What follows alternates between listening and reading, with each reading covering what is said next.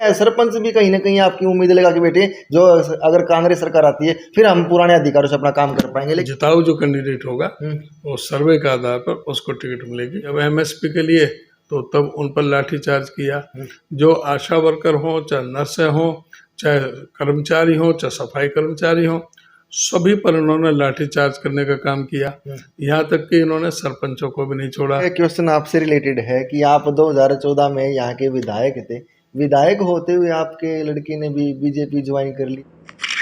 आपने लोकदल की पार्टी से 1987 में चुनाव लड़ा था, जो उस समय का माहौल था लोकदल परिवार का और जो अब समय का माहौल चल रहा है, कितना परिवर्तन देखने को मिलता। आपका कार्यक्रम चल रहा है, विपक्ष आपके समक्ष, लोगों का कहना है या जो दो गुट आप में दिखाई दे रहे विपक्ष ने आरोप लगाया है कि ये केवल चौधरी भूपेंद्र सिंह हुड्डा जी का कार्यक्रम है, कोई पार्टिया कार्यक्रम नहीं। अगर पार्टिया कार्यक्रम होता तो किरण चौधरी, कुमारी सैलजा या रणदीप सुरजेवाला भी मौजूद रहते।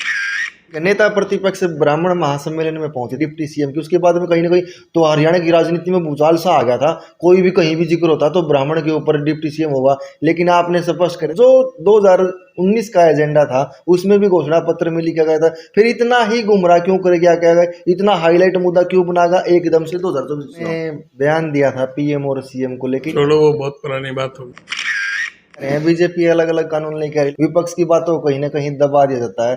अग्निवीर कानून लेके युवाओं ने उसका विरोध किया था। जैसे पंजाब में एक शहीद हुआ सैनिक, उसको न सम्मान दिया गया, न शहीद का दर्जा देगा, न शहीद के लिए कोई सलामी। इस सर पे नफरत की राजनीति करते हैं।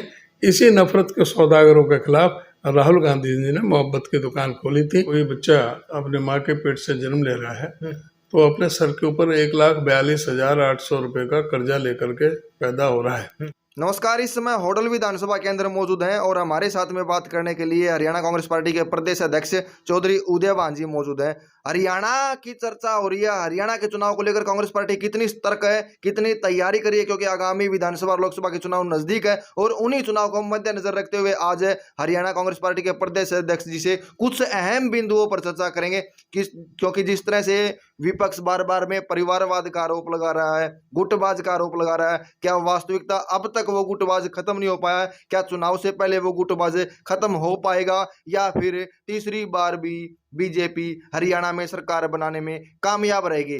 चौधरी उदयभान जी क्या स्पष्ट करते हैं, क्योंकि कांग्रेस के ही नेताओं ने 2019 के चुनाव को लेकर कुछ बात कही थी कि गलत टिकट वितरण से कहीं न कहीं सरकार बनते बनते हरियाणा में 2019 में ही रह गई थी। अगर टिकट सही हाथों में जाती, जिताऊ कैंडिडेट को जाती तो 2019 में ही कांग्रेस हरियाणा में सरकार बनाती। आगामी विधानसभा के लिए किस तरह की तैयारी कर रही है और टिकट किन को मिलने वाली है? सर नमस्कार, स्वागत है आपका।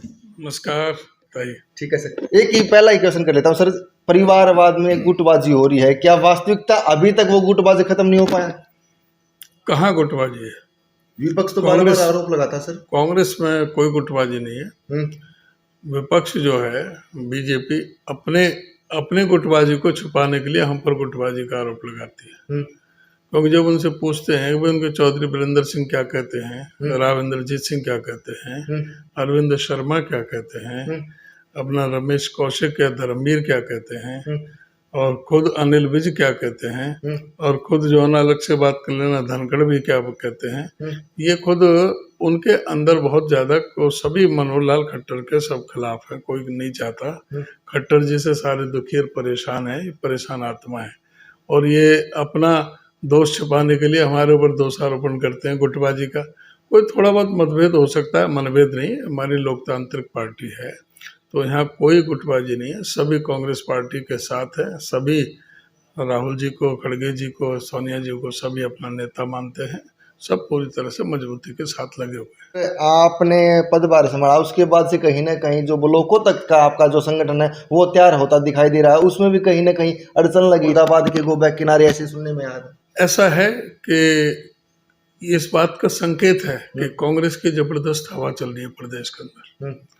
बीजेपी जा रही है, कांग्रेस आ रही है, और जब कांग्रेस सत्ता में लौट रही है तो स्वाभाविक है उसमें मुख्यमंत्री के कई दावेदार होंगे, और जो उनके जो समर्थक हैं वो अति जोश और उत्साह में आकर के नारे भी लगा देते हैं। तो उसमें कोई ऐसा वो नहीं है कि कोई किसी ने कांग्रेस के खिलाफ तो नारा नहीं लगाया, अपने नेता के पक्ष में नारे लगा सकते हैं, उसमें किसी का कोई विरोध नहीं है। उससे तो इस बात का ये स्पष्ट संकेत जाता है कि कांग्रेस की सरकार प्रदेश के अंदर आ रही है।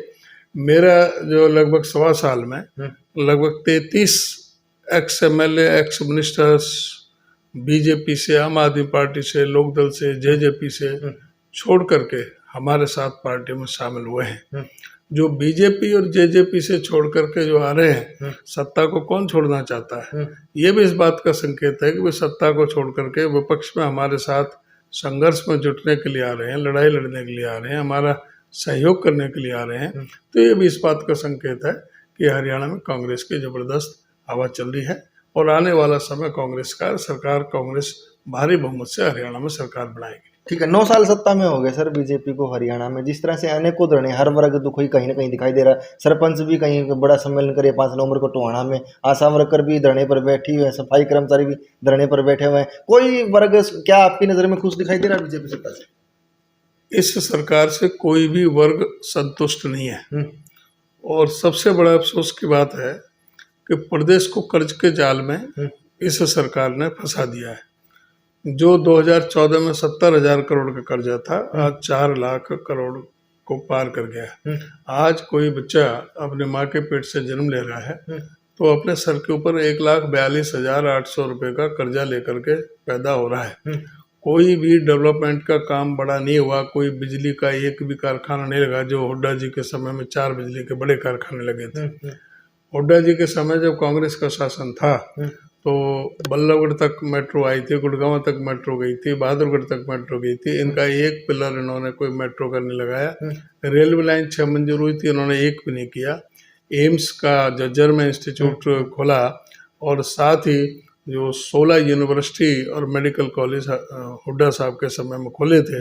इन्हों के समय में कोई भी बड़ा काम नहीं हुआ और प्रदेश को कर्ज के जाल में फंसा दिया। तो उससे पता लगता है कि इनका जो अर्थव्यवस्था का जो प्रबंधन है वो पूरी तरह से विफल हो चुका है और भ्रष्टाचार इतना चरम सीमा पर है। आज चाहे वो खनन घोटाला है, चाहे वो शराब का घोटाला है, रजिस्ट्री का घोटाला है, धान घोटाला है, ये घोटालों की सरकार बन करके रह गई है। आज 1,83,000 पद हरियाणा में खाली पड़े हैं और ये सरकार 9 साल हो गए अभी तक उनको नहीं भर पाई। 4800 स्कूल इन्होंने मर्ज कर दिए, 498 स्कूल इन्होंने बंद कर दिए, फिर भी 25,192 पद अध्यापकों के खाली हैं। तो ये हर मोर्चे पर, शिक्षा में, स्वास्थ्य में, सभी चीज पर ये काट रहा है वो पूरी तरह से। और यहाँ तक कि जो हमारा लॉ एंड ऑर्डर है, जो पहले नंबर 1 पर हुआ करता था कांग्रेस के समय में, आज लॉ एंड ऑर्डर में खुद इनकी जो सेंट्रल गवर्नमेंट की जो एजेंसी है, सामाजिक जो सुरक्षा इंडेक्स है, उसमें हरियाणा को सबसे असुरक्षित प्रदेश पूरे देश में बताया गया है। उससे ये पता लगता है कि सरकार हर मोर्चे पर विफल है।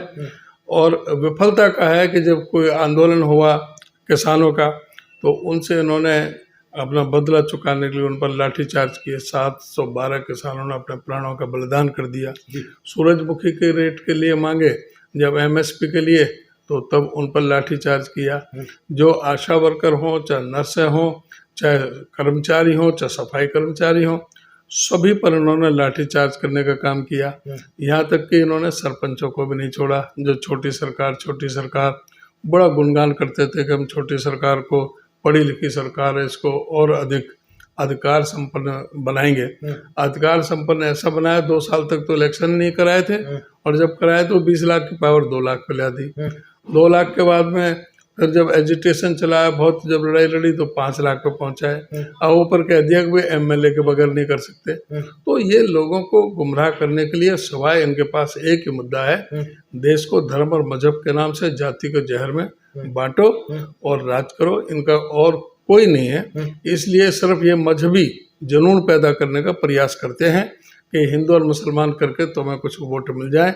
ये हिंदुओं के ठेकेदार बन गए, ये हिंदुओं के सबसे बड़े दुश्मन है। इनका कोई हिंदुओं से कोई लेना देना नहीं। कोई हमारे हिंदुस्तान की जो भी सामाजिक जो ढांचा है उससे इनका कोई नहीं। सिर्फ नफरत की राजनीति करते हैं। इसी नफरत के सौदागरों के खिलाफ राहुल गांधी जी ने मोहब्बत की दुकान खोली थी। उसी के लिए उन्होंने भारत जोड़ो यात्रा की थी। उसी से उन्होंने पैगाम दिया था सारे देश के अंदर कि किस तरह से आज आवश्यकता है कि हम सब मिल करके प्रेम प्यार भाईचारे से सभी जाति धर्म मजहब के लोग मिल करके, सभी वर्गों के लोग मिल करके इस सरकार को उखाड़ फेंकने का काम करें। ये सिर्फ नफरत की दुकान यहाँ पर खोले हुए हैं। तो वही लड़ाई राहुल जी लड़ रहे हैं, वही लड़ाई कांग्रेस पार्टी लड़ रही है। और अब आने वाले समय देखना इनका सुपड़ा साफ होना निश्चित है। 5 प्रदेशों में जब चुनाव हो रहे हैं, उनमें 5 प्रदेशों में कांग्रेस सरकार बनाने जा रही है और उसके बाद 2024 कांग्रेस का होगा। ये भारतीय जनता पार्टी तलाश करने से भी नहीं मिलेंगे। कानून लेके आ रहे हैं बीजेपी, अलग अलग कानून लेके आ रही है, लेकिन सदन में कोई चर्चा नहीं होती। विपक्ष की बातों को कहीं ना कहीं दबा दिया जाता है। अग्निवीर कानून लेके आई थी, कहीं ना कहीं युवाओं ने उसका विरोध किया था और जिस तरह से युवाओं का विरोध जायज भी देखने को मिलता था। ऐसे पंजाब में एक शहीद हुआ सैनिक, उसको न सम्मान दिया गया, न शहीद का दर्जा देगा, न शहीद के लिए कोई सलामी दी। इन्होंने जो ना एक बहुत बड़ा आर्मी के साथ भी धोखा है, देश के साथ धोखा है, डिफेंस के साथ भी धोखा है। उनकी सारी जो हमारी सेना का जो मूलभूत ढांचा है उसको भी छेड़ने की प्रयास किया। अगर कोई उसके साथ कोई ट्रेजेडी हो गई है, कोई आतंकवादी घटना हो गई है, कहीं सीमा पर उसकी कोई डेथ हो जाती है, तो ना तो उसको कोई भी सहूलियत मिलेगी, ना उसको शहीद का दर्जा मिलेगा। ये एक बहुत बड़ा खिलवाड़ ये जो अग्निवीर के नाम से किया है। इन लोगों ने ये भी एक युवाओं को जो एक बहुत बड़ा धोखा देने का काम किया, उन डिफेंस को भी। और अब तो ये डिफेंस को डिफेंस के उनकी ड्यूटी लगा रहे हैं कि वो सेल्फी पॉइंट बनाए और जाके प्रचार करें इसके सरकार का। क्या मतलब पड़ा है?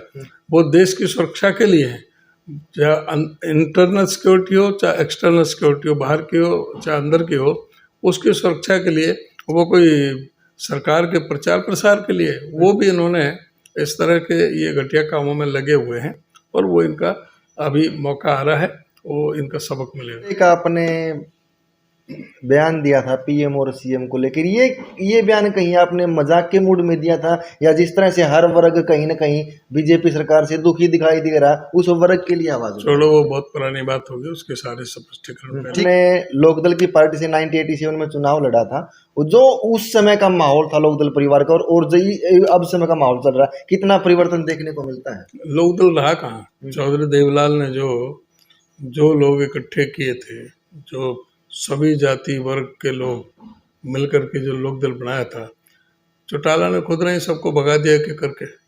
आज जो 87 में जो लोग बनकर आए थे लोकदल से, उनमें से एक सिंगल आदमी इनके साथ नहीं है।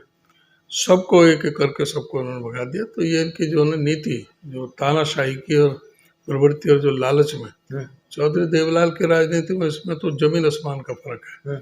चौधरी देवलाल के नाम से अभी तक ये राजनीति करते रहे हैं, उसके अलावा इनके पास कुछ भी नहीं है। इनका खुद का कर्म बहुत ही घटिया है और लालच में ये हमेशा डूब रहे हैं। अहंकार और लालच वो इनको ले डूबा। क्वेश्चन आपसे रिलेटेड है कि आप 2014 में यहाँ के विधायक थे, विधायक होते हुए आपके लड़के ने भी बीजेपी ज्वाइन कर ली, ऐसी चर्चाएं सुनने और देखने को मिली थी। मेरे लड़के ने कोई बीजेपी ज्वाइन नहीं करी और वो अभी भी हमारे साथ ही है। मेरे दोनों लड़के पार्षद बन गए थे। मेरे 21 में से 16 पार्षद मेरे बने थे जो मैंने खड़े किए थे। इन्होंने वो ठगी करके ऐसा वो परिवार में प्रयास किया कि भाई वो मतभेद पैदा करने का।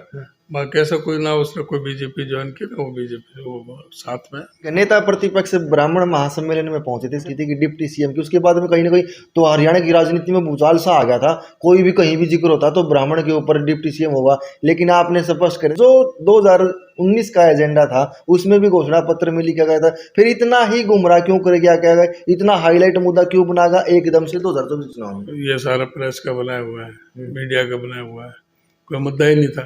देखिए, कांग्रेस पार्टी में मैंने पहले भी कई बार कह दिया, भी बार बार मैं उसको, कोई भी आएगा उसको बार बार स्पष्टीकरण देने की बात नहीं है इसमें। देखिए, कांग्रेस में एक सिस्टम है, पहले चुनाव होगा, विधायक चुने जाएंगे, विधायक दल की मीटिंग होगी, विधायक दल की मीटिंग होगी तो उसमें जो हमारा आला कमान से वो कोई ऑब्जर्वर आएगा और वो हमारे हाई कमान से बात करके और विधायकों के साथ जो बातचीत करके मुख्यमंत्री का जो चेहरा है उसका चयन होता है कि ये मुख्यमंत्री बनेंगे, और मुख्यमंत्री उसके बाद में कांग्रेस नेतृत्व से परामर्श करके अपने मंत्रिमंडल का गठन करता है, चाहे उसमें डिप्टी सीएम हो, चाहे कैबिनेट मिनिस्टर हो, चाहे राज्य मंत्री हो, ये बात की बातें हैं। ये प्रक्रिया का ही मैंने उल्लेख किया और वही प्रक्रिया चलती है और वही चलेगी। 2019 में आपके ही नेताओं ने कहा था कि कहीं न कहीं टिकट वितरण गलत हो पाया था, नहीं तो 2019 में फिर कांग्रेस फिर हरियाणा में सरकार लेके आती।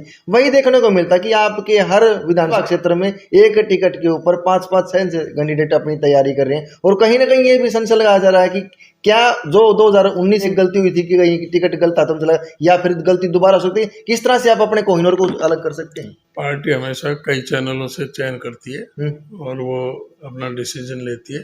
वो उसमें कई बार इंसानी गलती भी होती है, वो तो होती रही है, हमेशा होती रही है, तो इसमें ऐसी कोई बात नहीं है। लेकिन हमारा सीधा है, आने वाले इलेक्शन में सबसे पहला है विनेबिलिटी और लॉयल्टी। जिताऊ जो कैंडिडेट होगा वो सर्वे के आधार पर उसको टिकट मिलेगी। कोई किसी का कोई ग्रुप नहीं, कोई गुट नहीं, सब चीज़ सब बराबर है इसमें। जो भी आदमी जिताऊ होगा उसको टिकट मिलेगा।